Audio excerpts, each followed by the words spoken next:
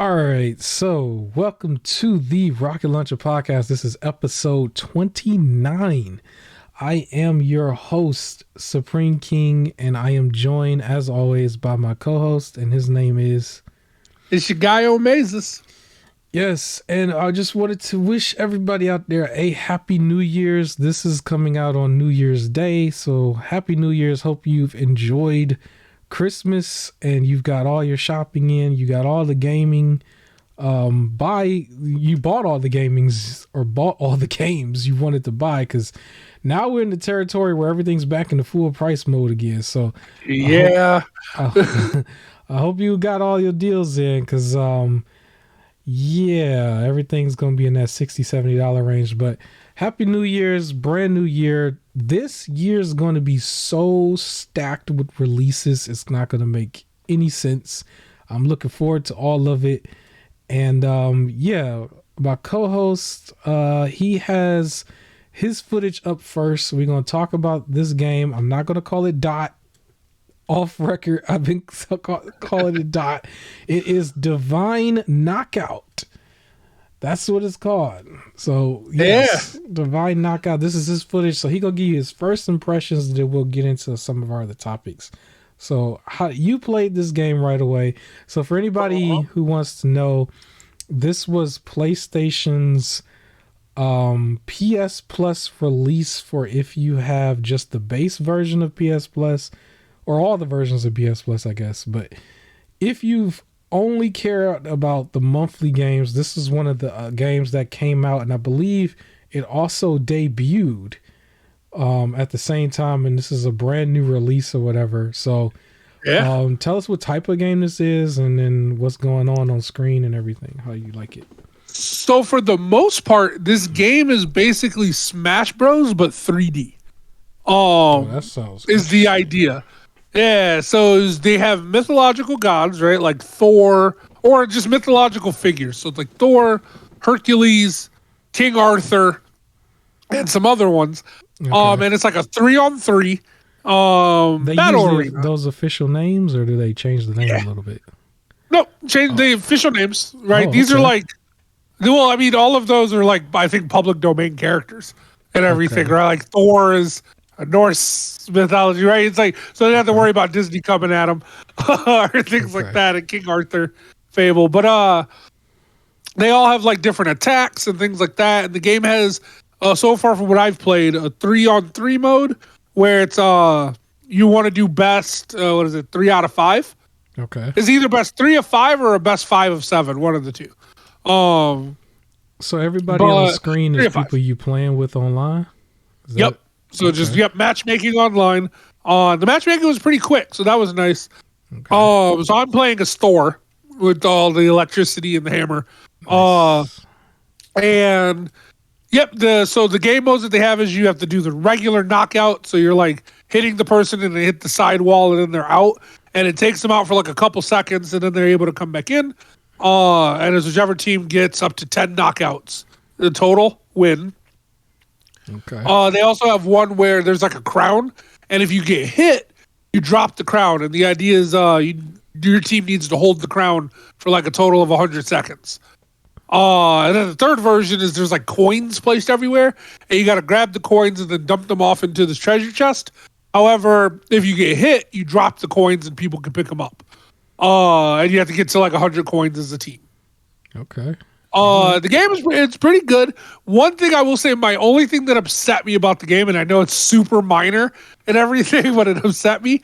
So I played this game for like, full getting hours footage and everything on one night, and I went undefeated, which you will see in this stuff, right? Like 5-6 straight victories, just undefeated. And then when I looked at my profile and everything, it kept saying I played 0 matches. So it wasn't updating that night. The next day, I did a match and I lost for the first time. And I look at my profile and it's like he's played 1 match and lost and lost. Yeah. Like, so I have just a losing streak. And I'm like, hold on. Like, what about my 5 victories from yesterday? And those just never appeared. Nope. Dang. And it's weird though, because and I think if you really look at someone's like profile, it's like it says like I'm level like 4 or 5, but it says I only played one game. So of course that's wrong. But it's just like, that's trash. Because I was going undefeated and everything. It's an easy game to pick up. Different characters play differently. So like Thor's like super main attack, he like hits the ground and shoots like a beam of thunder like straight ahead. Mm-hmm. Hercules, his major attack is he just becomes like 3 times his size and just super strong and smashes into everything like on a rampage. So it takes a little bit of getting used to for different characters. Yeah. But they do have some nice characters. It's gonna do like a free-to-play model, right, where you can buy some more characters, and of course it'll be a while. And they have to balance them a little and things like that, and introduce like extra little skins, and all that stuff. But as the free-to-play parts that are already in it, I think it's a worthwhile game to try out. It's a good game. Yeah, I was gonna ask for a second. Is it do it got like microtransactions? Until I saw on screen it said event pass, but that's cool. Yep. I think that's a little events and then like costumes mainly I saw, and I think occasionally they'll release like new characters and you probably have to buy those. But I will say the starting characters have all been fun. This guy is really cool. I don't remember who he was, but he has like all wind-based stuff. Thor was my favorite one to use. Well, it felt like the easiest to follow, and I understood what I was doing. But yeah, it's a good game. You know, I forgot. I'm about to look it up right now because I forgot what the other PlayStation Plus games was actually released. Well, it was this Biomutant, right? Oh yeah, that's right, Biomutant. And there was one more because it was Biomutant. It was I remember DKO, Biomutant, and yeah, it was something else. I don't remember what the other was. If I remember correctly, I remember thinking like I already got these, so I know Biomutant was one of them for sure. I'm looking at it's not showing me, but that's all right. I'm pretty sure it's a Google search. I don't know why I'm looking through. Oh, Mass Effect. That's why Mass Effect Legendary Edition. Legendary Edition. Yeah. So I have both of them. Those are still the game really good. Yeah. I was gonna say it's a really good lineup though. If you ain't had none of it, that's still. That's a nice little lineup for a PS Plus subscriber. But yeah. What were you gonna say about Mass Effect? I was going to say the same thing. That like Mass Effect was on its own very worth it for the month too. It's like all 3 games like remastered and looking great. I haven't gotten to it yet, but I will. So, but yeah, DKO it was good game. All right. Well, yes. Happy. Well, I guess the holidays is over. Happy New Year, at least. And yes, very very stacked New Year. When you really look at all the different games that's supposed to come out, because there's going to be some really big games coming out throughout the year. And I guess we'll talk about the top 5 games that's going to be coming out that's for you towards the end. But real quick, I guess we'll get into some of these questions. I don't know how quick or how long it's going to be. This might be the shortest podcast to date, but that's okay. It is okay. It's still New Year's. I don't expect too many of you to listen to this, but if you do, thank you so much. I appreciate it because some of my content has been lacking on my standards, and I appreciate you still watching. But other than that, I guess the first question that you have here, because this is my co-host's podcast today, folks. I didn't have too much that was like ready for this, except for some interesting answers. But these are all his questions, so leave a like for him because he put in work when I didn't, even though this is technically my channel. Okay, the first question was, does every game need to be 20 plus hours? This is an interesting one. Does every game need to be 20 plus hours? I'm obviously going to say no. Not every game needs to be that. A great recent example, according to the community, Callisto Protocol was a game that was not that long, and it didn't really need to be. Pretty much horror games don't need to be that long. However, I remember the community not really liking how short Resident Evil 3's remake was, because that one was like 6 hours, in some cases 4 hours on your first playthrough. Yeah. So that might be a little too short. I'm going to make it a slight controversial. Not really. I don't think it's controversial, but it's going to lead into what's like your third question here. But I do think that if the game is going to be at full price at launch, it probably should be 20 plus hours. If you're going to charge $70, I kind of feel like it should be. So that's where my personal issue falls under it, where I don't think every game needs to be more than 20 hours. Like, so I'm a fan of the Ratchet and Clank series. I don't want to play that for over 20 hours of like a story. Yeah. I want the solid story as it is. I don't need everything to be like, 20 plus hours. And I feel like when you start hitting 20 plus hour territory, you're also hitting like open world territory sometimes and things like that. Like, it needs things that will reasonably stretch it out. And I feel like sometimes open world ruins certain games, especially if the game should be story focused, because then you're just doing kind of this extra stuff for no reason. So I don't think every game needs to be more than 20 hours, which is where there is an issue with the price. But I guess we can talk about the middle question before we really dive into the price one and why I asked these two first. Well, real quick before we do that, I think I just wanted to mention Ratchet and Clank might be a very good example for this, because that one was one of the first games that launched where it was full $70, but at the same time, I believe the actual story itself is in that 8-hour range, 8 to 10 hour range. So that would be an example of where I think it was probably a little overpriced for what you get. And at the same time, I'm not mad at it for being shorter. I just think it was probably overpriced. And I had other gripes with it that didn't have anything to do with the price. But that one was probably this past holiday season, Black Friday, when it was like at 30. I think that was a reasonable price for it. I think that should have been, if you hadn't played it, like I had played it and platinumed it already by that time. So I was like, I might just wait because I don't really need to buy this. Maybe I'll wait. I might wait the full generation, let them just sort of give it away, because I got the platinum for it. For anybody wondering, it's like I actually went to a library and I rented it for free. But yeah, that's a good example of the library. Yeah, the library came in clutch. I will be going back there, or actually by the time this recording comes out, I probably already would have went and got Hyrule Warriors Age of Calamity, the game that does not run that well on Switch. And so from the community, it's not really worth it because of the performance. And so it's like, well, that's where the library comes in clutch. I expect to rent it probably up to 3 times at most, because I don't want to rush too much. And I don't mind giving it back real quick and going back and getting it later before Tears of the Kingdom comes out, which is like all the way in May. But yeah, not every game needs to be 20 plus hours, in my opinion. That's what I would say.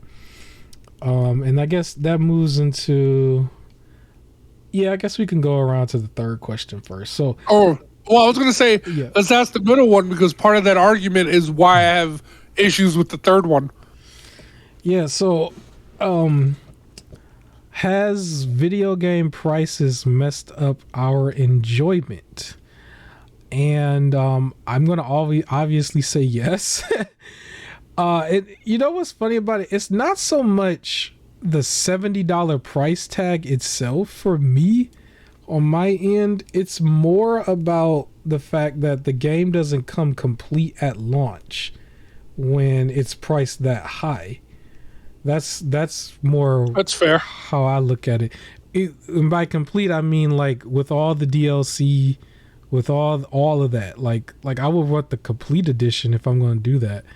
Not like, you get the base game and then they're asking for more later on, and it feels like the game is like holding back like content on purpose to make it DLC later instead of like it actually is being made later.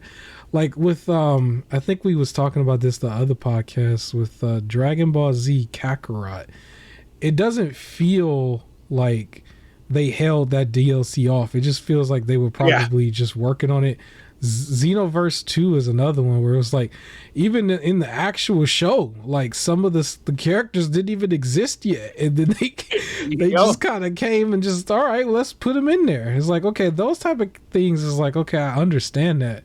But I think a solid example for what you're trying to say for the games that like this was cut out. As much as I love and praise this game, The Outer Worlds. That's one where, like, you, in order to access the DLC, you need to add, because I was going to buy the DLC after I beat the game, and when I got towards the last mission, they instantly was like, whoa, like, you won't be able to access this DLC yet if you do this last mission. So the DLC happens before the end of the game, meaning I would have to restart the game to access the DLC, or I needed to go play the DLC right then and there. And that's what upset me, where I was like, well, if that's the case, it needs to already be in the game. That's not extra. That's story that was cut out. Yeah. I don't want to spend that much, obviously. We always want to save money. I always talk about Epic Games, just straight up just giving you stuff for free. But to me, the main thing that always messes it up is more of the behavior of the companies when they're doing certain things and certain like transactions, microtransactions and stuff where it's clearly predatory. Or I've always talked about the director's cuts leaving like sour taste in your mouth, or like paid patch updates and stuff like that. Like those are the things that really annoy me the most, because I just want to at least, even if I paid full price, I just want to pay one time. I get the full experience. I'm not trying to go revisit it later and stuff. And that's where I'm at with it. But when you have situations like the Days Gone developer that went online or on that interview and he's like cursing, like, you better buy the game day one full price or something if you want a sequel. And he's like, really, like, he was kind of hostile and stuff. It's like, well, that's the type of energy that pushes people away. So that would push me away as a consumer. And absolutely. So, yeah, when you have those type of moments, you know, or we mentioned Diablo 4 last episode, or Diablo Immortal at the beginning of the start of this channel, really. Like, that type of stuff is like what that really sours it. That really sours it. And if the industry wants you to pay more at full price, they got to give you the full package at full price. It's like, this is the reason why everybody game shares. This is the reason why everybody buys at the sale price. That's why Black Friday sales are so huge. And then this is why, you know, old school PC people just do what they do. I mean, it is what it is. So we got to get it together, I guess. And I guess that could lead into the game itself. We could talk about your other question. This is going to go way too quick. Before that, though. So go ahead. For my feelings for the $70 price tag, that's my issue. I feel like $70 is vastly too much for a game. And where I have to say that for is when I think about things, and we've had this talk privately, where, and you just mentioned it too, where it was like, for example, like Ratchet and Clank is like, it's a good, like, it's solid. You don't need that to be 20 plus hours, but then you say, well, then it's not worth full price, right? Right. Whereas like we're saying that the timing is what, like, the amount of hours put into it is what is partly what makes it what deserves $70. Yeah. And I feel like that's the issue. When games were like $50, and things like that, if I bought a game, because it was kind of blinded when you go to buy the games, if I bought a game and got a solid 9-hour gaming experience with a great story, or if I bought a game and it had 50 plus hours with like open world stuff, I didn't value one higher than the other solely because of the amount of hours I could put into it. Yeah. Right? It was just a solid game. And sometimes it was a solid 8 or 9 hour game that you're never going to play again. Like horror games, to me, sometimes it's like, you already know where all the jump scares are. You're not going to play that again. Right. So it's like, but it was still solid and everything. So the sole reason why you would think $70 is too much for it, is because it doesn't have what we would consider $70 worth of hour to put into it. Whereas when games were like 50, that wasn't really a thing. You could just get a nice complete game.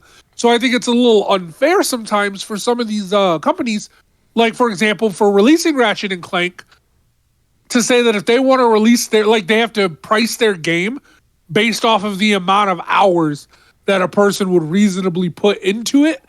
And I feel like that's not fair, because then every company is going to try and make everything 20 plus hours to always make sure they can put it out at full price and not have to cut it. And then because of that, the gameplay. Yep, everything's going to have to be open world. Everything's going to have just random fetch quests or repetitive things just to stretch it out to hit the 20 hours, which is later going to tie in to one of the games that I least enjoyed that I played this year that I'll talk about, where I just feel like some of it was just too long to be too long.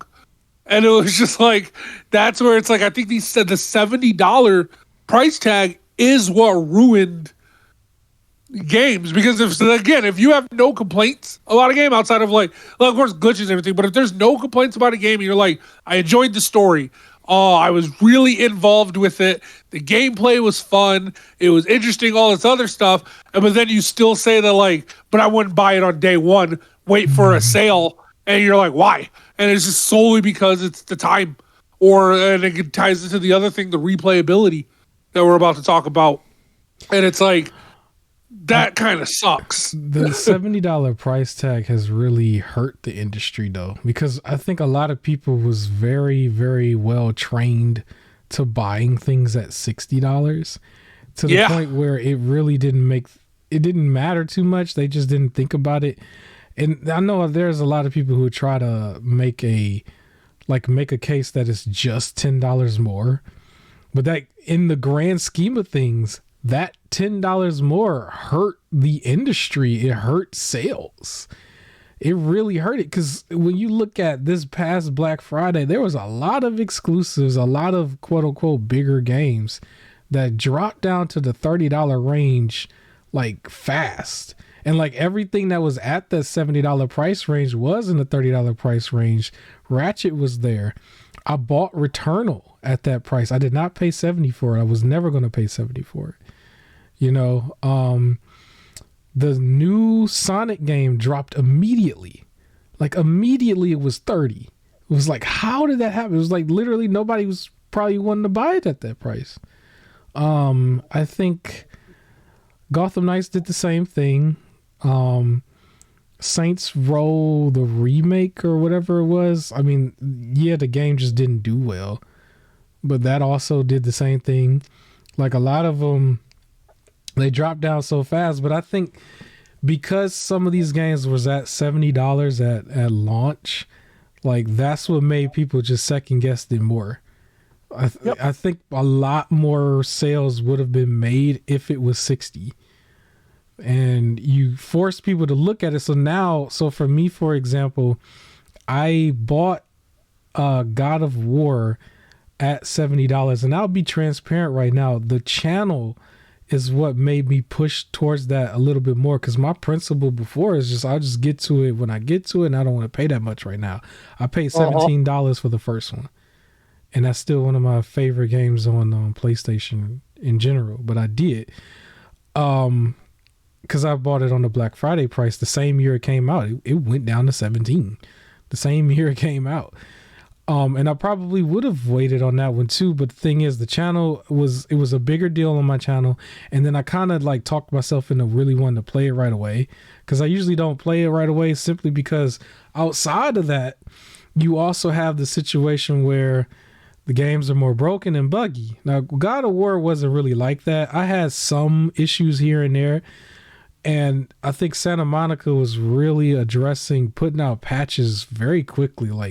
That game, if you was playing it the first week, that game went through 7 or 8 patches. For anybody who knows, it seemed like it was a new patch. Every day I cut it back on, I had to wait 10-15 minutes for them to do the patch. And I was like, we just patched it yesterday. So I was still glad that they were still addressing it immediately. But at the same time, like for that game, for me to pay $70 for that one, it's like outside of my videos, it was still also considered a game of the year contender. You know, the reason my video like blew up is because everyone considered it a game of the year contender even before it came out. It's like if it's a game of the year contender, you would pay $70 for. But a bunch of these games that came out were not game of the year contenders. And then some of them were soured. Some of them had bad like launch states. You know, it's like that's the bigger thing. It's like, well, it's not even going to be workable. But it's not even when we talk about that, would you have paid $70 for It Takes Two? No. Because that was game of the year. Yeah, that actually was game of the year, but I don't think I would. Nope. I got it for free through EA Access. So basically, I paid $30 for it, but it was $30 for that amongst a bunch of other games. And I think, go ahead. I was just going to say, you know what's really interesting about that? I think only one person needs to pay for it, and the other person can play simply because the first person pays for it. But I think even in that situation, I don't see a lot of people at a large scale going half to buy that game at full price. They played it after it was game of the year. That's what I'm thinking. I think people still liked it and enjoyed it, but once it started getting that stamp, that's when you started seeing a lot of people wanting to play it, and then it got ported to the Switch also, like after the fact. Funny enough, did we play it before or after it was game of the year? I don't remember, but I know we did not play it solely because after. We did play it. We did not play it. We did not play it solely because it was game of the year. It was already in our list. We were just playing Borderlands, right? We were finishing Borderlands before we got to it, and then it got announced as game of the year. But once I had access to it, we threw it on the list because we played A Way Out, and since it was created by the same people, we're like, we know it's going to be a good. And A Way Out was nice. It was very unique for what it was, and I liked how it went. But and that's where I think again with this like the $70 price tag and everything, it's like, well, It Takes Two was game of the year. God of War was game of the year contender. Yeah. Yet we feel like God of War is a thing that's worth $70. It'd be okay. Where It Takes Two is not. Whereas if they were both $50, I don't even think people would actually consider it. You could probably still argue, no, God of War is better than It Takes Two, or for whatever reason. But I don't think it would be a thought of going, well, I'm not going to pay $50 for that one because I'm paying $50 for God of War. It wouldn't have even came up. You just got it when you got it, right? So I think that's where I feel like this price tag, and I can relate it to like if you think about movies and everything, where whatever the price of a ticket is, I go during the morning, so my tickets are always like $6. But when are you going for a movie and everything? Would it be fair if the Batman the ticket cost more than another action movie that came out this year, Bullet Train, solely because the Batman was longer and everything? And it's like, I don't think that's a fair thing to be like, why would I pay my $6 to go see the Batman, and then a month later I'm going to pay $6 to go see Bullet Train? That's 2 hours, and the Batman was 4. Like, that's not fair. Like, it should be cheaper. And it's like, well, then what is the Bullet Train supposed to do to make up the money? Oh, I guess we got to increase our movie to just 4 hours for no reason. and just add some extra filler and some backstory in there. And do some Snyder Cut stuff. Solely we can make it to 4 hours so we can make the same amount of money. And it's like, that's not fair. So I do think this $70 has ruined it, because no one thinks like, I paid all of my money for that. The money that you pay for a ticket is solely based off of, did you enjoy the movie, not how long was the movie. Yet $70 plays a heavy role into like the length of a game. I gotta also mention too, because I don't think this is on the list, but I think it's important to say, because they always really push like, oh, but the digital sales are doing better and we're gonna go really into digital. And I'm like, you know what? Take away game share and see how that quickly turns around. Oh yeah. Because I always get annoyed when they say that, because most of the sales and stuff always comes from the physical side.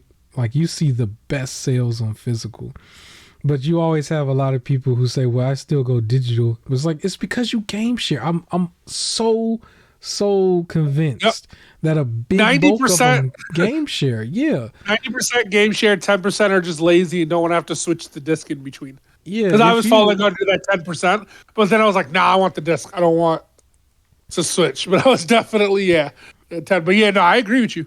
But the thing is like for everybody who still did it digitally, it's like the second you remove that away, you're gonna have the Netflix situation.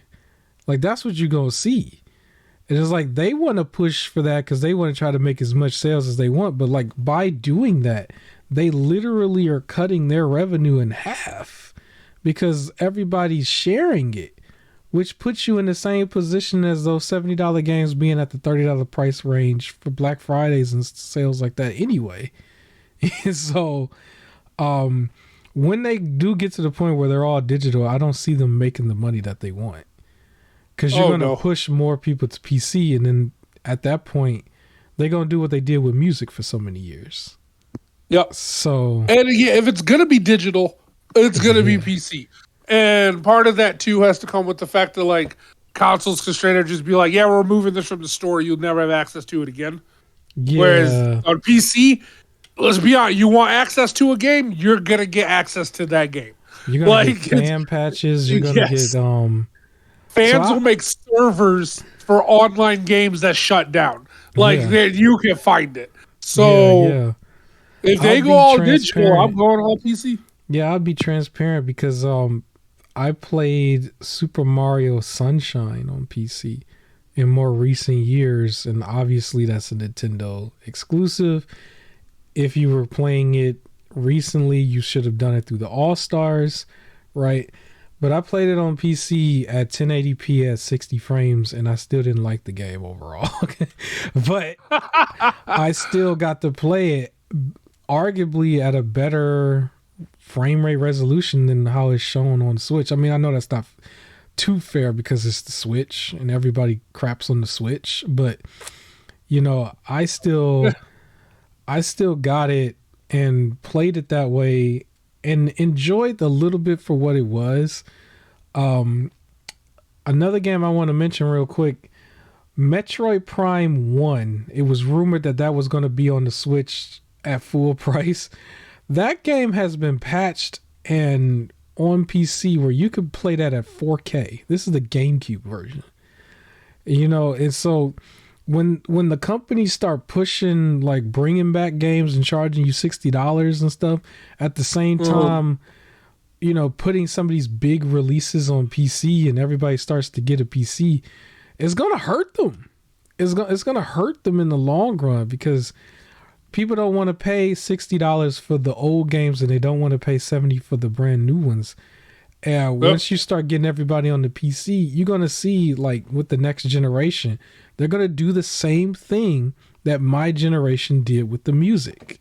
So they're not going to see the money that they think they're going to get. You have a few people here and there who do the microtransaction thing. And a lot of times it'd be streamers who do that just for their own content too. But yeah, it is what it is. I guess we can move on to the other question for this. So the other part was, does every game need immediate replayability? So I'm kind of hot and cold on that question because to me, I think every game should have a new game plus, but I don't think I need to play it right away. Okay. That's kind of how I look at it. So this was another... Oh, go ahead. I was just going to say I could give a few examples of that because I'm technically still playing through God of War. I know that might seem crazy, right, for some people. Well, as of this recording, I actually might be done with it.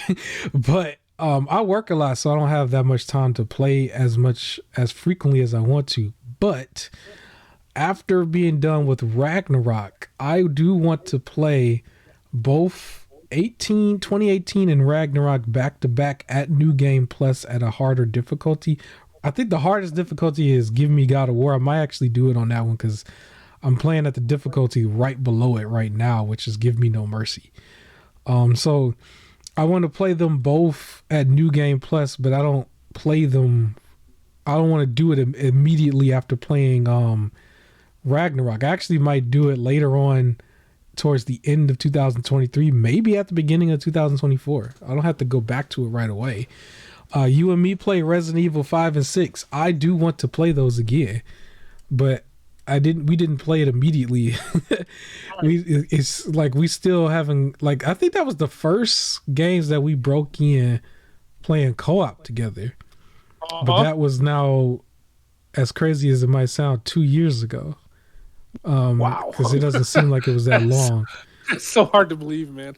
2 years ago, and then at the same time, we were in the earlier stages of talking about doing a podcast, which led into this channel, which we're now almost 30 episodes in. It's crazy. Time just flies. You just, It like, does. when you're doing stuff that you like, you don't really have to. It's documented that it's been that long, but yeah. So I still want to play both of them. Maybe not back to back, but I still want to play both of them again because I just thought I had a good laugh with it, and I thought they were still good. Remnant from the Ashes 1. I would like to see the other bosses at some point as well. With and then games that I would replay myself again. I mentioned God of War. I think it really depends. It's like I don't really plan on going back to like GameStop and selling stuff. I plan to just keep my collection. And so over the years, you know, you might not play a game for another 10 years and then you come back to it. Like I'm very big on the retro scene. There are games that I played in my childhood that I now have full access to play at a better resolution and frame rate on a PC, and that I'm going to go back to. I plan to actually go through the full Metroid series from the Super Nintendo stage to Dread. I haven't touched Dread because I want to do that.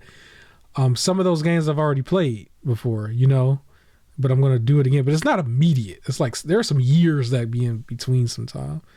So it does need New Game Plus, but I don't think it needs to be immediate. So what's your take? So I don't necessarily think every game needs 100% to have some sort of guaranteed replayability, right? Like the New Game Plus is typically like play it at a harder difficulty, right? Yeah. All your abilities at the beginning or something. Right. I don't think every game necessarily like needs it. So like for example, a game that I really enjoyed was the story for Battlefield Hardline.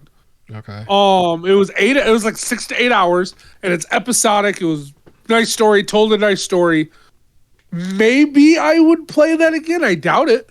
Like, but I really enjoyed the story and I've told people about the story. I recommend the game to people, especially people who are story driven players. And I think that's where my thing is I'm a very story driven player.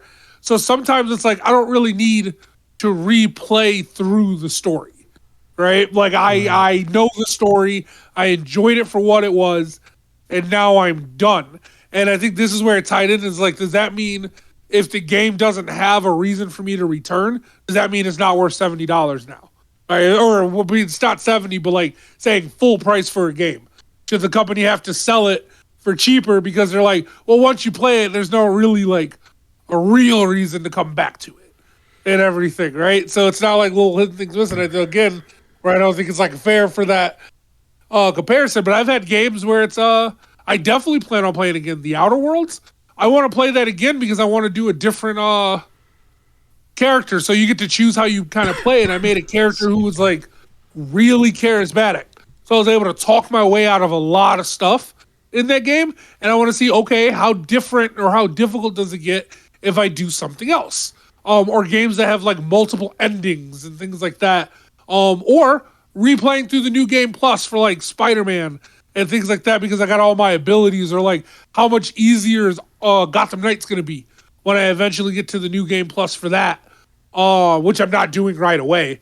But then it's just like, well, dang, does that mean these games are no longer worth full price because I don't want to do it right away? Or is these ones now worth full price because I can play through it twice and things like that? And then is that the requirement for a game that's under 20 hours, is that it needs to be able to be played twice and everything? So it's it's a weird thing to think about, and I honestly, that's where I sum up that I think it is the cost of games that have ruined it for games. But yeah, I don't think not everything needs replayability. I feel like certain games, if it gets its mission out in one go, I think you're good. You mentioned Spider-Man, so I should probably mention I did replay Miles Morales right away. And I believe the reason was because one of the trophies was like beat it at New Game Plus, and I was going for the platinum, and I got the platinum. So that was. I plan on that's the only trophy I think I'm missing, and I plan on doing that really a little bit closer to the fall. I wanted to get back into the groove of how Spider-Man plays right before I play Spider-Man 2, because I imagine it's not going to be a lot of tutorial beforehand. So I want to get comfortable enough with the gameplay again before jumping into 2. So that's probably going to be something I play over the summer to platinum it finally. That's the only thing I'm missing. So I should put a twist on it, because I think I should mention with some of the games that I've played so far, I don't play their. If I didn't play, how should I say it? If the games are a little bit more older and they had sequels, I don't play the sequels right away sometimes. So a good example would have been Batman Arkham Knight, because I remember at one point I said, so coming off of Arkham City, in the game, I believe it's supposed to be 1 year later. And so I remember saying like, okay, I'm going to wait 1 year to play the other one, because I played Arkham City late just because of all the situation that you know about that I ain't got to really mention. It's just like, really, I just didn't get around to playing that until the PS4 generation. And I have Arkham Knight as well. And then for full transparency, I technically have not played Arkham Knight yet. For anybody that might be like mind blowing to them, I guess it's just some games I just didn't get around to yet. And I actually want to play Star Wars Force Unleashed before playing Force Awakening. I understand they're not related, but I'm kind of that type of person sometimes. Like, I kind of just want to reach back a little bit. I don't have to go that far back for every franchise. When what's going Force into Awakening? Isn't that what it's, that's not what it's called. My bad. That's the movie. That's the movie. Are you talking about the one that's coming out this year? Or this next, Jedi Survivor? Jedi Survivor. Why I said that's the movie. My bad. Force Awakening is the movie. Did I miss one? Yeah. Yeah, my bad. The Force Awakens is the movie. Yeah, that's the movie. But no, I mean the game Jedi Fallen Order. I did not play that one yet. And I actually bought that relatively when it was new. So I could have like got a really nice sale, because I think it was as cheap as like $10 brand new on disc. But yeah, so like, let's say I play that one, I might not get to the Survivor one right away. Or if I wanted to, I could. Some games is like, if you played it and you kind of like, you're satisfied-ish and you don't want to overdo it, it might seem like a little much. Just like when we were talking about every game doesn't need to be 20 plus hours. If some of them were a little bit more linear, you might jump right into the sequel afterwards. But because the first one was fetch quest heavy, walk around heavy, it's like, oh, you know what? I want to take a break on that. Because that's actually, you know what? That's actually why I'm like that too. It's because they're all open world and fetch quest heavy. It's like, I don't even want to get into the next one yet, even though it's the thing that sells you is supposed to be the story and the improvements. But the other one burns you out so much. It's like, well, I just kind of want to wait a little bit. So yeah, I don't want to replay this or play the sequels right away either sometimes. So yeah. Yeah, and I guess that's all we can say on that. Yep. I want to mention, because we're kind of close to what's considered the halfway mark. I think it's going to be way earlier. This one might be a little more earlier, but typically we talk about Epic Games. I do not have any information on Epic Games because they were doing releases every day. So by the time this comes out, they should have given you a bunch of games. And if you've been following, then you were forewarned that you needed to pay attention every day leading up to December 30th to get a free game every day. I actually already missed one. People who watch this or listen to this is going to probably miss a couple in between, but I think starting with today, as of this recording, or as of when this comes out, they'll be back to their regular releases that last like a week long. So all I can say is just go check and get that regular release on Epic Games. And you technically should have used a $10 coupon. And if I used mine, I'll let you know next week on what I bought. That's all I got to say for the unofficial podcast sponsor. They should sponsor us, man. They should give us like $10 coupon like every week or something. I don't know. They should. However they do it. That would be crazy if they did. And then it's like you still got to spend money in order to like use it, because the games like that you can use it on have to be over a certain amount. So they find a way to make you spend, like give it right back basically. So that'd be hilarious. The next question is, what was your favorite game you played this year? I don't know if I could say God of War, because technically as of recording, I haven't finished it. But I think that's fine. That's fine. I think it has enough improvements. It had enough improvements, but if we're going to be very transparent, I'm going to be very transparent in this podcast, because this is something that I wanted to not mention, but I'm going to go ahead and mention it just for a tiny bit of shock value, because we haven't had no shock value in a while. However, I did encounter a game-breaking bug.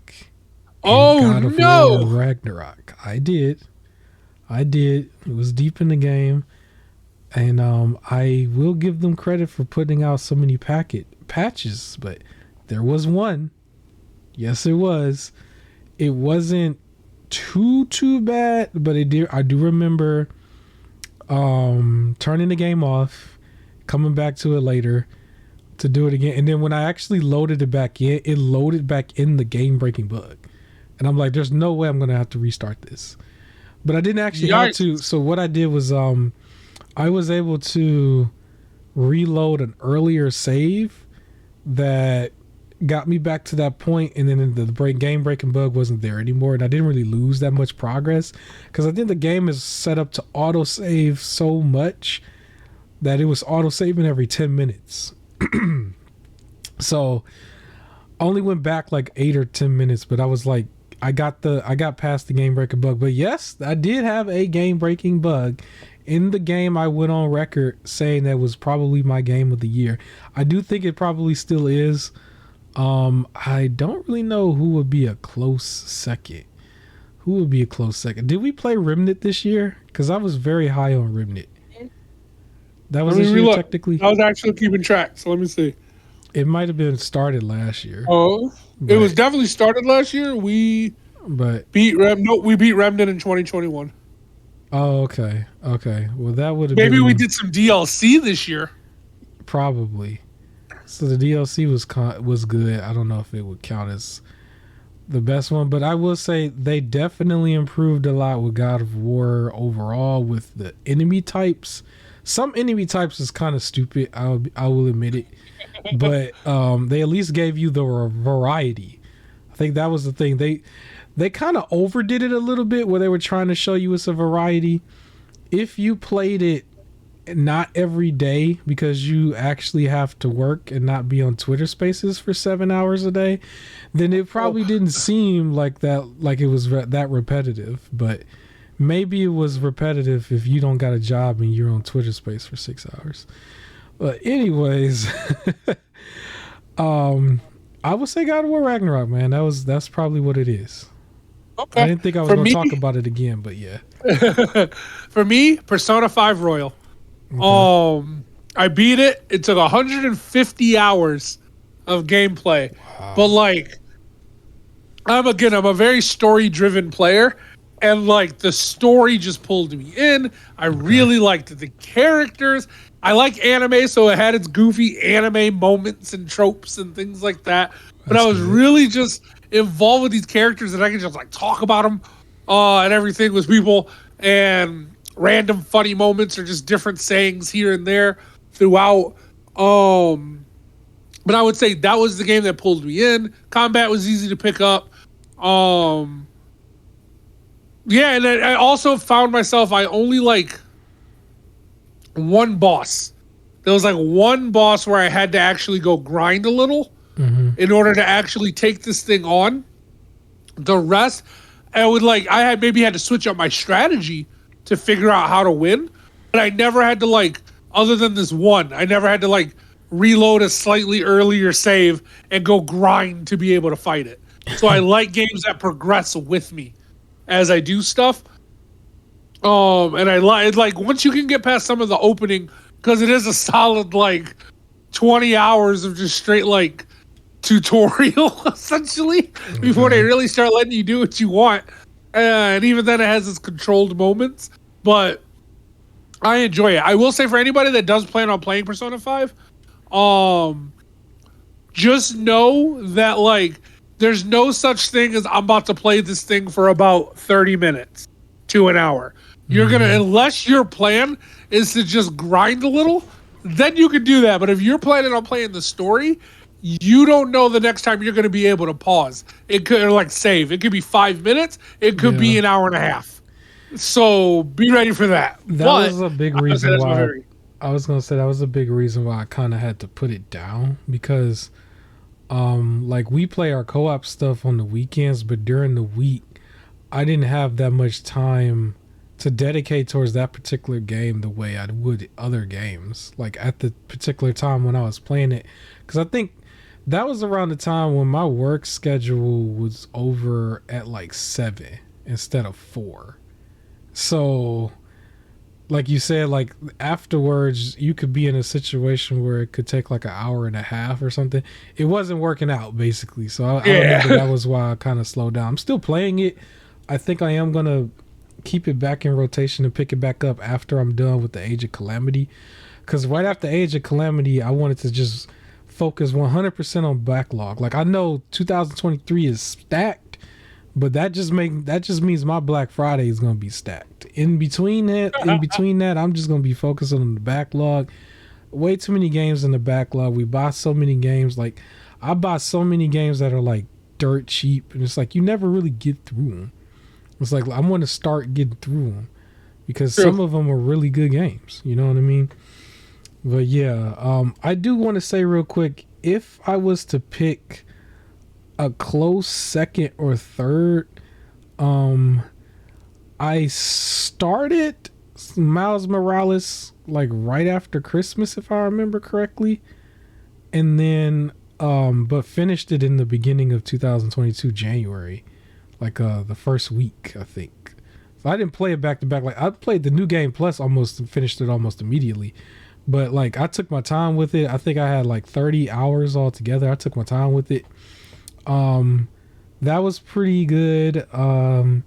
Kirby and the Forgotten Lands is another one I beat this year.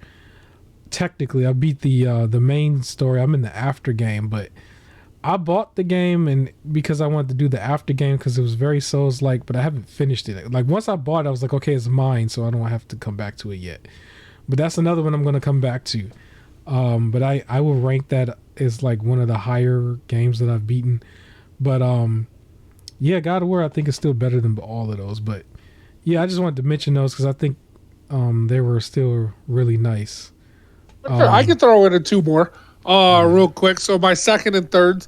Number two, I started it last year, but I finished it this year in January or February. Mm-hmm. Sleeping Dogs. That's an old school game, Sleeping Dogs. Mm-hmm. The pretty much Asian Grand Theft Auto, essentially. Yeah. It was good. I enjoyed it a lot. I liked the story for it. It was just a really good game, and I would say number 3 for me would be Gotham Knights. Okay. I really enjoyed it. Of course, you heard me all talk about it, and then I still have, your little it's little things here and there, but I thoroughly enjoyed it. So yeah, those would be my 3. But yeah, Persona 5 Royal, that was basically life for a while. People were hey, what you play? Persona 5. That's just it. Or it's just well, have you played any games lately? Persona 5. I've played Persona 5. That's what I've played lately. That's it. That was majority of the year for me. I'll probably say, if I want to throw one more out there, just a nice blast from the past that I thought was a very cool game. I recently also had played through Halo 1, the first Halo, back when it was like considered Hey, one of the best Halos, I guess, or what really put it on the map. It was really cool to see how they were kind of ahead of their time a little bit with it. I thought that was okay. pretty good. It was quick, but I thought it was pretty good. The first Halo. I wanted to run through the rest of the Master Chief collection throughout the year next year too, because I didn't have too many Xbox games that was showing like for the podcast. So I thought maybe, and I already know what some smart mouth person will probably say, but still, I got a bunch of older games I can play. Even Gears. I want to go through the Gears series on the podcast too. So yeah, but Halo 1 was good. Halo 1 was good. I guess we could move on to the other one, which I thought this was going to be more of a Ratchet and Clank bashing show because it sounded like we was about to bash it a lot. Because the next one was, what was your least enjoyable game of the year? I am going to go right ahead and throw Ratchet and Clank under the bus because I was still annoyed with Ratchet and Clank the way it played. I'm like, yo, you had a year. I didn't buy it. I got this game also from the library, and I played it at the same time it came out 1 year later in 2022 during the summertime, and I'm like, yo, why is it having this many game breaking bugs, this much stuff that was going on? I was like really mad at that one. I was mad because I knew this was one of the fanboy games that they were used in their list wars and console wars, and it's so revolutionary it can't be anywhere else because of the SSD. And I was just like, yo, this was like, if this is a next gen only game where it's not on the PS4 and it's not anywhere else and you really can only get it on the PS5, I'm gonna be honest, this is like the worst next gen game so far. Like, I know that's probably harsh, and Yeah. maybe it was better for other people, but it was just the fact that that's what it was. So no, I wasn't gonna say Bunny Raiders. I'm gonna give it directly to Ratchet and Clank Rift Apart because that was absurd. The type of game breaking bugs I was getting from that was crazy. I had to reinstall the game just to access certain like trophies, if I remember correct, because I was trying to get the platinum with it too. And so I actually had to reinstall, I remember the launch version of it, because if you reinstall it, you can only get the latest patch or the launch version. You really can't get nothing in between. The launch version of it was atrocious. I was like, yo, for anybody who was really a day one buyer, this is what you had to play? I was like, yo, that's incredible how bad that is. Yikes. It was incredibly bad. They didn't have like the polished like fidelity performance mode at that point. It was like either fidelity or performance. They didn't have that in between in the first version. So I usually play most of them like in that in between. I don't want it to just be all 60 frames and no visuals. Like if they could find a way to put it in between where you get some visual enhancements while getting the 60 frames, I usually do that. I did that with Spider-Man too. I think they call it, is it performance fidelity? It's like a right in between mode it's versus it's a third mode where it's like a little bit of both. But yeah, I gotta say it was Ratchet, because even though I had moments where it was fun and everything, I was just like, there's no way it's just breaking that much. It was so many game breaking bugs. I'm like, for anybody who's trying to be a fanboy and you got something smart to say, it's like, yo, this is the next gen game. Everything else is PS4 games, whether you want to admit it or not. This one is like the next gen one, and that was terrible. I just felt like it was terrible. I was like, go, no way. So yeah, I had to go there. I had to go there for a few minutes. Right. So yeah, it was Ratchet and Clank. I had to go there. I look forward to playing it. Yeah, Oh they boy. better patch it by the time this was 1 year later, and it was just I had to keep Yikes. restarting. Go ahead, go ahead. All right. Well, my least favorite game was Elden Ring. No, I'm joking. Oh, So you about I'm to? gonna say the game that I hated the most, and then I'm gonna talk about a game that I still enjoyed, but ended up stopping because it was just I got over it and like Okay. didn't like it anymore. So the game that I hated the most, which you kind of alluded to, Bunny Raiders. Oh, that was bad.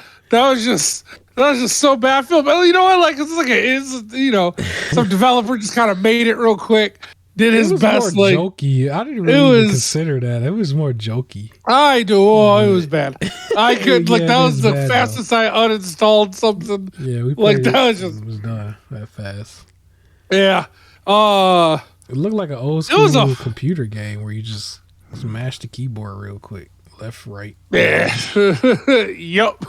There was a another game. I cannot remember what it was called, but it was a fighting game that came out through PlayStation Plus. It was all about and you could parry and everything. And I tried it Okay.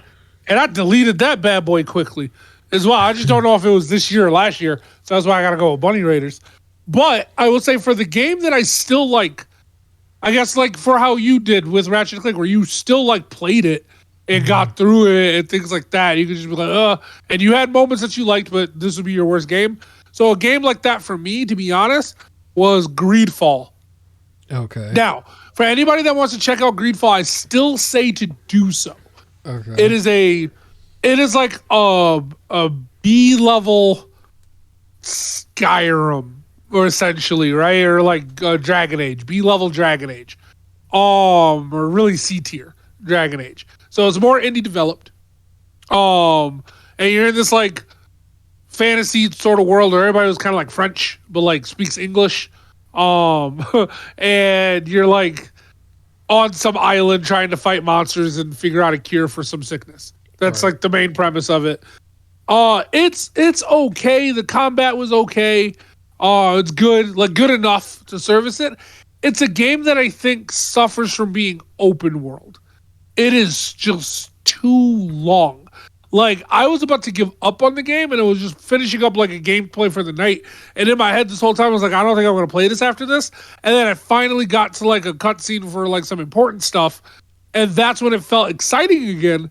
And then as I played through it, then it just got boring again. It's very much a game where it's like, go here, fight these things, pick this doodad up, and then you're good. That's the mission. And then you go here and you do the same thing, and it's over and over and over. And the gameplay, the fighting itself, doesn't hold up enough to make you want to keep doing that. Mm-hmm. Um, and it's like I feel like some of the cool like abilities you would get, or things that would make life easier in the game on some like Fallout or Outer World sort of thing, where like lock picking or hey, you don't need to walk all the way around this area. You could just like parkour your way across real quick. They're always locked under abilities and it takes forever to get like an ability point. So it's just like, well, if it took this long to get an ability point, I don't want to buy this little parkour thing because this is the one place where it would have been useful and it doesn't matter anywhere else. So then you just don't take the parkour point. But now every time you're in the city, you got to do this long walk around to get where you need to go because you don't have that parkour point and everything. But it takes too long to be able to develop abilities. And it's because of how just long the game is just stretched out. So I really just stopped, and I don't want to quit on it. I want to pick it back up because some of the story is very interesting. I like it. It's just it suffered for being too long. Like this should have been a 20 hour, maybe 25 hour at most experience. But I think some of the earlier stuff needed to be sharpened up. So I think they only had enough like story for like 10 hours, and they stretched it to like the 25 mark. So then it should have just been a 10-hour experience. Uh What was the name of yeah, that? that would be the game for me, Greedfall. What was the name of Also that? I'm uh, sorry. I was just gonna ask, uh, what was the name of that game that we played where it was look like top down, and it was like a tornado in it, and we had to like do stuff before the tornado got there. Like the tornado which, person. I forgot about that. Tribes of Midgard. Yeah, that was also not fun. I didn't like that either. I think that yeah. I didn't like, but I It didn't play might have that much been with better it, without just two of us. I think we needed more people because by the time the big giant came, two of us couldn't take it down. So, yeah. Yeah, no, that's another one that wasn't great. I didn't really care too much for it. It looked like a game that I was actually really like looking forward to it for a second. I was like, this is a new type of game because it has that Diablo kind of look to it, and I'm like, I don't play that many of those games that often. There's like a lot of people who play PC games that look like that where they're just on it for hours and hours and they're just doing a bunch of stuff. And I was looking forward to it. I was like, okay, looks like that, but it turned me right off. I was just like, yeah, oh well. Yep. I will say for Greedfall, one of the other things that was funny is the voice acting, because it's it's like more indie. They didn't get like top tier voice actors, but it's like the rich people are all French but speaking English, and the tribal people, as best as I can describe it, they're Scottish or Irish, but they're trying to sound like a French person speaking English. Like that's the best. Like there's just they're doing or they're trying to sound like a French native. So they're trying to do what they think Native Americans would sound like, but in French territory while speaking English with their Irish or Scottish accent. Like it was just the worst sounding. Like I don't know what you're supposed to be right now, and everything. And it was just super goofy.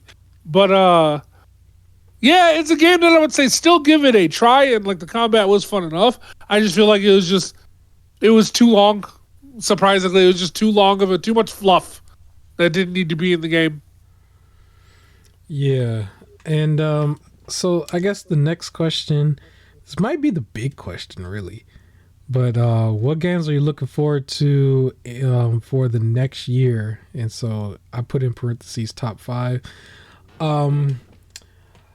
Some of these probably might not make it into next year, but I do think I think I have enough to make 5.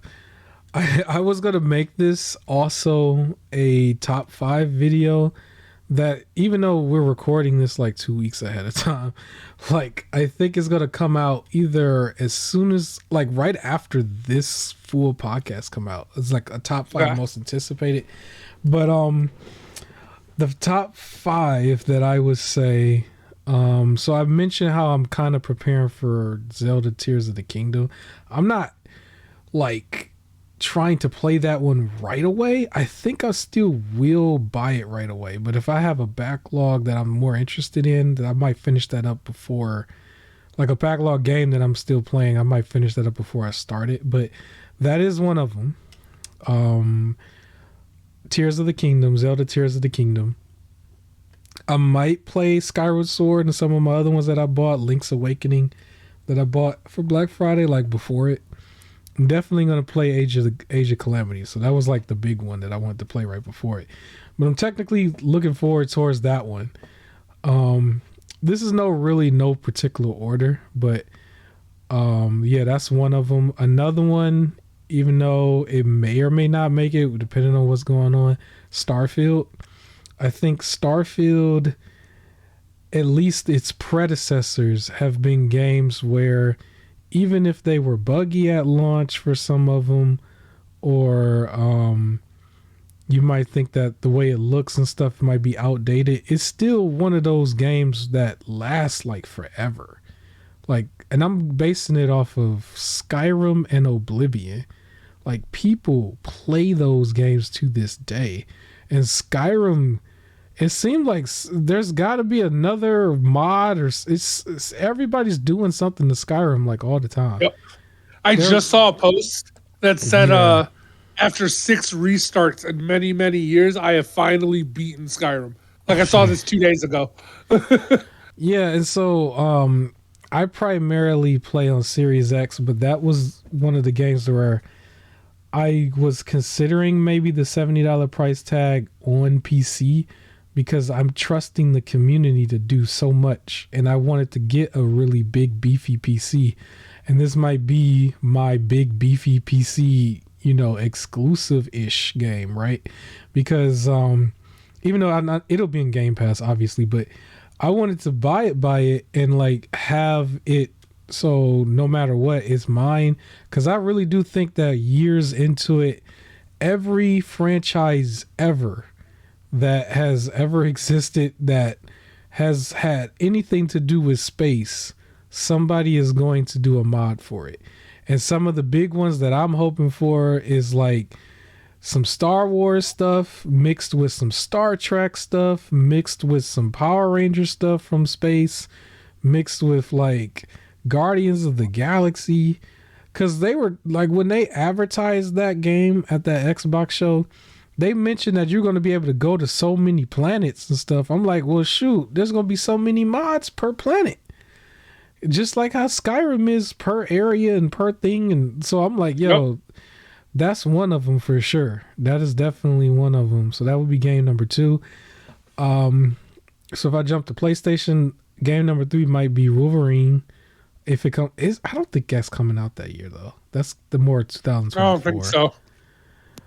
So I don't know. So yeah, that's what I was saying. I don't know if some of them might come out. That's probably more of a top 5, but so let's omit that. I'll omit that out. The next one, Black Myth Wukong. That's another one. I actually don't know if it comes out in 2023, but they showing a lot of gameplay footage of it. So you would think it would be that further along, but yeah, Black Myth Wukong was one that I've been following for a while. Okay. That's a day one buy for me in a way, unless I just find out like Callisto Protocol, they might have just some weird shadiness going on. I haven't heard anything bad from it at all, and I'm hoping not to. But I don't know if that's confirmed for 2023 either. So maybe you have to admit that one too. But that's 4 technically. I can't say Resident Evil 4 remake yet because I haven't gotten through the Village in third person, because I still want to play Village in third person, so I don't think that would be as genuine to say that one. But there's a game I'm surprised you're forgetting, but I'll also throw another one for you that I remember we talked about being excited about. Yeah, Phantom Hellcat. Slasher platformer game. Yeah, I remember. So for the smaller game, yeah, that was a bigger one. Because I'm only thinking about the big games right now. Obviously, if you're going to say it, yeah, Remnant 2, obviously. That's what I was going to say. Like, obviously. I was surprised you're forgetting that one. I was trying to wait for it to be the last one. Obviously, I don't know if that one was it confirmed for 2023 or was it just announced? No, I think it was confirmed for 2023. It's coming out in the middle of the year. Oh, in the middle of the year? June. I could be wrong. Let me check. But I thought that was coming out next year. Yeah. I planned to play it with you, but I didn't know if you wanted to play it immediately. I didn't think, like, if we was in the middle of something else, then we might. I would say play it as, like, when it's coming out. Whenever we're finishing up, Remnant 2 would be next. Yeah, it'll just shoehorn it in there, because I would imagine after this game, it was going to jump back to Borderlands 2. And so, like, right after Borderlands 2 and Borderlands 2, or not Borderlands 2, was it a third one? Or no, it was the pre-sequel. One of them in between ones. We have the pre-sequel, and then we have 3, and then we have Tiny. Well, technically, we have to we have Assault on Dragon's Keep. Then we have the pre-sequel. Yeah, it's a bunch of them. Then we have 3. Yeah, so Borderlands is a bulk of that stuff. So it's going to be in the middle of that, basically. They just said 2023. That's it. Yeah, okay. So, yeah, I have to really sit down and write down my top 5 to, like, really say what it is. If I wanted to also throw another Souls game out there, I don't know if it's in the top 5, but I know it was Wulong, I think is what it was called. I think it's Wulong Dynasty. It also was like another one of those Souls games that I liked. I like how it looked. So I would definitely be buying it. I don't know if I'm anticipating on playing it as one of the top 5 though. But yeah, mine is kind of all over the place because I didn't have this like completely thought out yet, because I knew some of these games was games I really want, but Black Myth Wukong was probably going to be like the top one, and then Remnant is either like a close second or it took his place. You know, like that's how it was. And then Starfield and Tears of the Kingdom was like the other two, and then the fifth one's kind of up in the air because it's like I don't even know if it, like, Wolverine doesn't come out yet, like, so I don't really know. Like when I do the top 5 video, like, or top 5 most wanted, maybe Wolverine would be on that list depending on how I name it. If it's exclusively 2023, then Wolverine probably wouldn't be on that list. I guess, you know, I could throw Spider-Man on there. It's just I was kind of wanting to give it a little bit of time. Like by the time that comes out, that's when I think I was probably going to actually play Arkham Knight, because I had played it after all this time. So that's how I'm feeling about it, but we'll see. We'll see. So, yeah, what is yours, man? Because I named a bunch of games. You still there? He cut out, folks. He's gone. I'm here. I'm here. Oh, okay. My bad. It's all right. I was on mute. I was drinking water.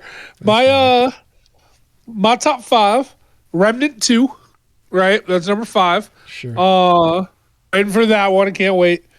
Number 4, Spider-Man 2, right? Because those are the two that we mentioned so far already. For number 3, Persona 4 Golden in January, because of how much I love the Persona 5 series. Okay. I'm afraid the farther back you go, the less and less like great it's gonna get.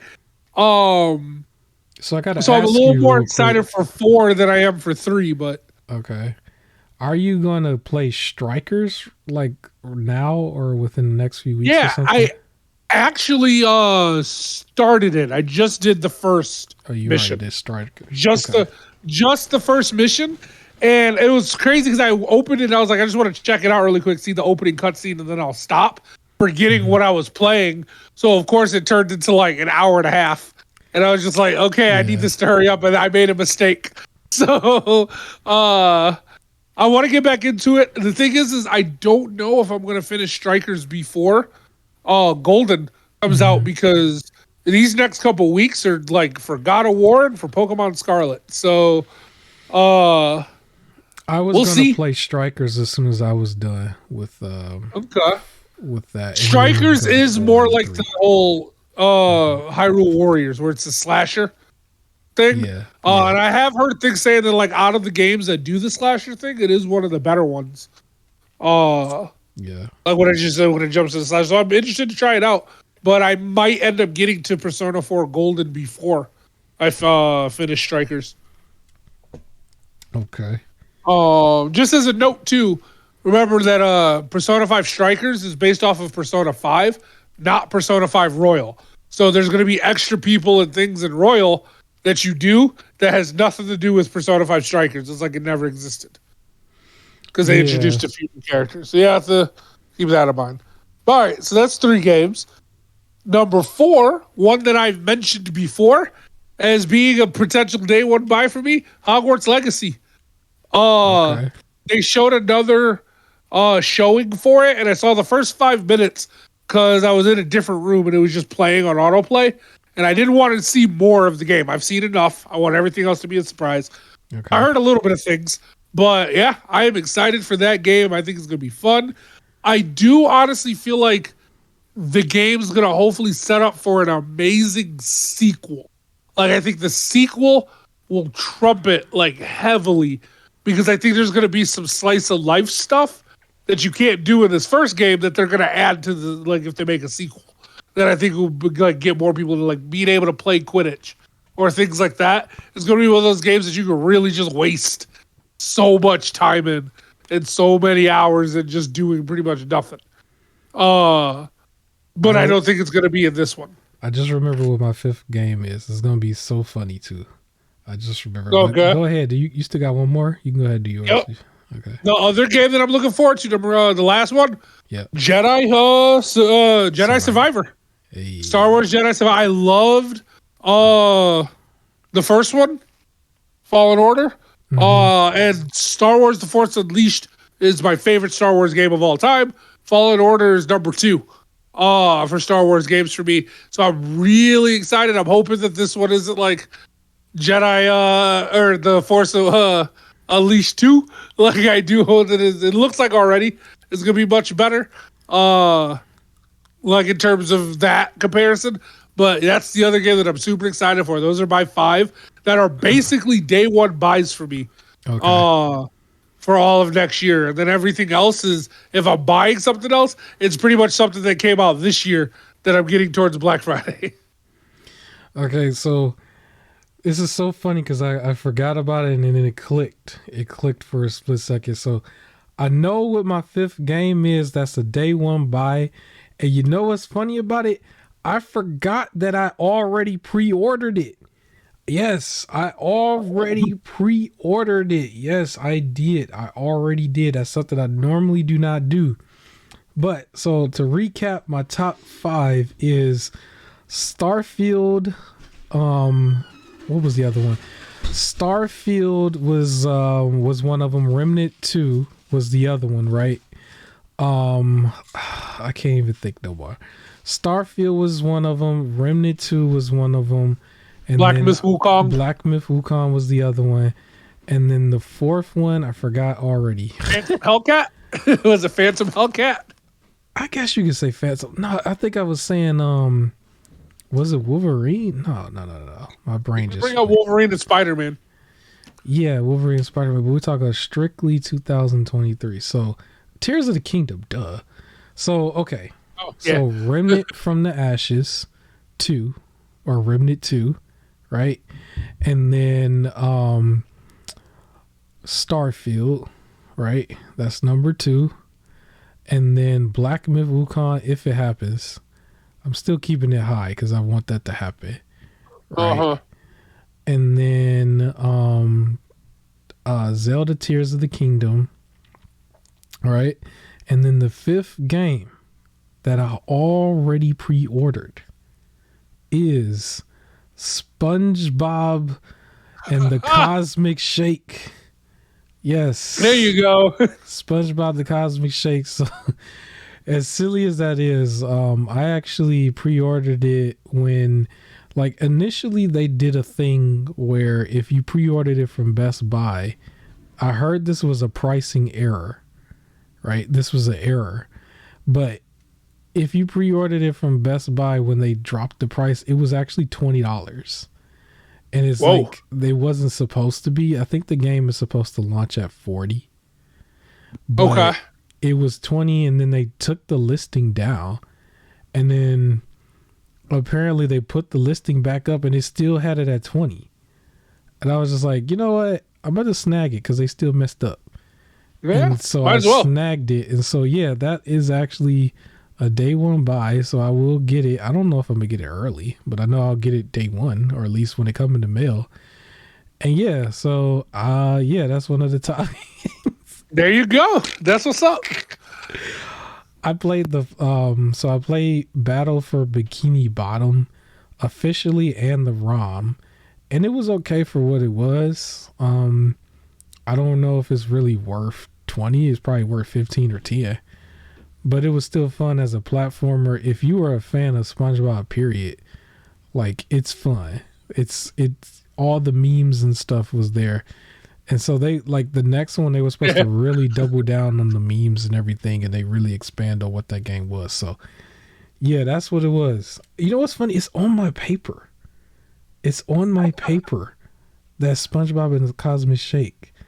And then, there's another one here that's looking forward to for next year. I don't think this is next year, but I guess we could segue for a second because there was an announcement that I could have saved for last episode, but I was like, no, I'm gonna put it on this one.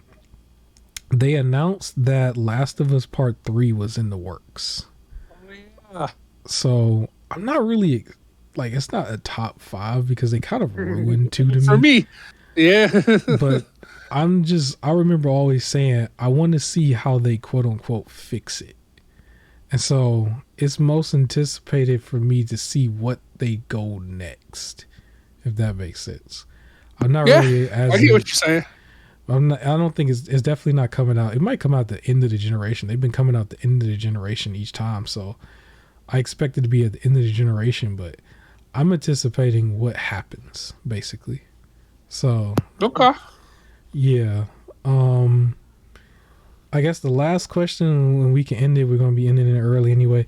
What do you want to see more info for? So the only one I really actually want to see more info for was the Transformer game, because I was advocating for a Transformer game, and then he technically gave me one, right? And, and it kind of was just like nonchalant because I didn't really hype for it. You would think I would have made another video similar to Remnant. It's like with Remnant, it was a little bit more straightforward seeing what I was going to get. Where with that one, it looks more like a mystery. So I really want to know before I decide to make some sort of hype video, because it was hard for me to say I'm hyped for that. Because it didn't look like it looked like it was going to be a first person mech game, like Titanfall in a way. But I know it was to disguise it, I guess. It's like, well, I just That's what I think it is. I just to disguise it. Yeah. So what would you say? Okay. My game that I want to see more of, because I want to know like development, what it's about, things like that. Yeah. Another Crab's Treasure. That was like announced as like the Dark Souls crab game and everything, which still looked interesting, but then it just went completely silent, and I think it's supposed to come out next year. Yeah. But that's what I want to see more of. Like, is it Dark Souls like? Like, is it just gonna have tough boss battles? In it, like, what all can the crab do? Like, I want to know what this thing is. Right. So yeah, that's the game I want to see more info for sure. And then of course Transformers, but like the game that I first thought of is like, what's something you haven't heard of in a while that you need to see more of? And yeah, another Crab's Treasure. It's been almost like a year, because that was announced in like January or February. That's crazy. I didn't know it was that long. But yeah. It looked more meme-ish, but yeah. I definitely would want to see that. I definitely do. I kind of forgot, like, some of those smaller games. I know one of them you had mentioned. Like, I know Phantom Hellcat. Yeah, I did a vid on it, right? If I remember correctly. It's like sometimes because they don't really give you much info, you just kind of forget a little bit. I know I wrote it down on the list. I wish listed. There's a few other ones that I wish listed. I want to. Yeah, more. Like there was one called Superfuse, and there's one called Capes that are both pretty much superhero turn based, and both of them I'm interested in. When they come out, like we'll see more of. But yeah. And I think that's all we got. So happy New Year's again. I don't know what else to say, but Last of Us.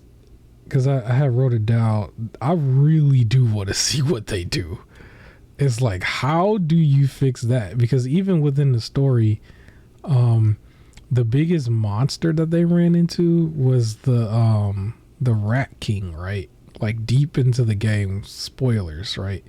But it was just like the way the story was set up, it was like that was a result of like over 20 years of these things just being in this basement area in the hospital. And it was like, it was almost implied that you would never run into a situation like that again either. And it's like that I was more into the zombies than I was the Jerry Springer drama stuff, to be honest.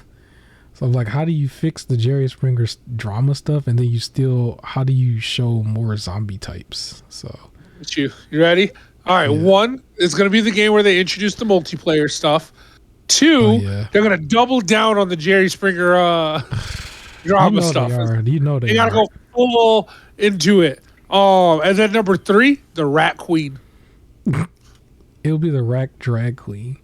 But, that's all we got for you here. I don't know what else to say, but that's the main thing that I was looking forward to, because I wanted to just know. I really just wanted to know. But so any last words? Was that your last words? Last words. Let us know in the chat what game or games are you looking forward to most for this year. I can say this year because it's coming out on New Year. So which game are you looking more forward to this year? Anything we should throw on our radar? Yeah, and don't forget to wash the back of your ears. As always, I don't think I'm gonna stop saying that. That sounds so cringe. I'm gonna be honest, it does. I'm gonna stop saying that. You were so hyped on it before we started. You're like, "That's gonna be my thing. I'm gonna say it every episode." Now you can't give up on it. It's I can't give up on it. I don't know. You can't give up on it. If you don't say it, I'm gonna say it. But they don't do it though. All right, we out. Peace.